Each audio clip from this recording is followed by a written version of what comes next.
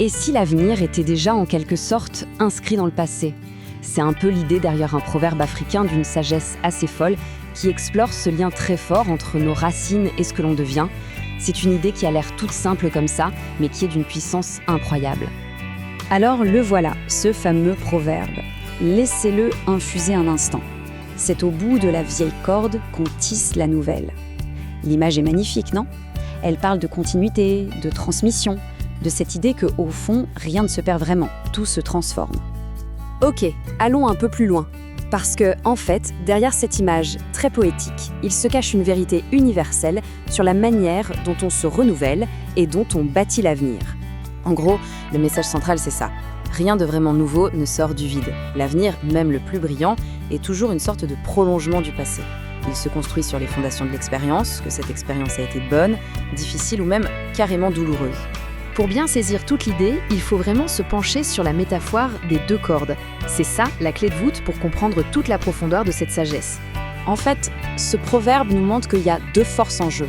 D'un côté, on a la vieille corde. Ça, c'est quoi? Eh bien, c'est tout le bagage, le vécu, les leçons tirées des erreurs, les échecs, mais aussi les traditions. Et de l'autre côté, il y a la nouvelle corde. Elle symbolise le changement, l'évolution, le progrès, bref, l'avenir qu'on veut construire.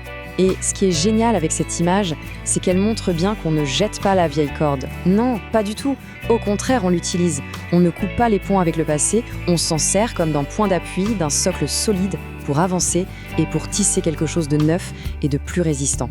Maintenant, essayons de ramener ça à une échelle plus personnelle. Comment cette sagesse peut-elle devenir une sorte de boussole pour le développement de chacun? Parce que la vraie question, ce n'est pas juste de comprendre l'idée, c'est de la vivre. Comment faire concrètement pour que ça devienne un véritable moteur de croissance, pour l'intégrer dans son propre parcours? On peut en tirer 3 grandes leçons. D'abord, que les épreuves ne sont pas juste des fardeaux, mais qu'elles sont les fondations sur lesquelles on peut s'élever. Ensuite, que ce qui peut sembler fini ou inutile contient bien souvent la matière première pour un nouveau départ, mais en mieux, avec plus de sagesse. Et enfin, que l'expérience, même celle de l'échec, est bien plus précieuse que la simple nouveauté pour la nouveauté. Mais attention, ce n'est pas juste une belle philosophie un peu abstraite. Non, ce principe, il a des applications très concrètes qu'on peut observer un peu partout au quotidien. Il suffit d'y réfléchir un instant. Dans la vie de tous les jours, chaque erreur est une leçon qui vient tisser la sagesse de demain. Au travail, l'innovation la plus efficace, c'est rarement la rupture totale, mais plutôt l'amélioration intelligente de ce qui existe déjà. Et au niveau de la culture, les mouvements les plus modernes ne sortent jamais de nulle part. Ils dialoguent avec la tradition, ils s'y opposent ou s'en inspirent, mais ils en partent toujours pour créer du neuf. Bon, alors, si on rassemble tous ces fils, comment peut-on, chacun, tisser activement son propre avenir en s'inspirant de tout ça? Vraiment, s'il n'y avait qu'une seule idée à retenir, ce serait celle-là. Le futur, ce n'est pas une page blanche, c'est une immense tapisserie qu'on tisse méticuleusement avec les fils du passé. Et ce qui est fou, c'est que chaque fil, même celui qui a l'air le plus usé, le plus abîmé, est absolument essentiel à la solidité et à la beauté de l'ensemble. Parce qu'à l'inverse, ignorer ses racines, c'est un peu comme construire sur du sable. C'est prendre le risque de bâtir quelque chose de très fragile qui ne tiendra pas face aux épreuves du temps.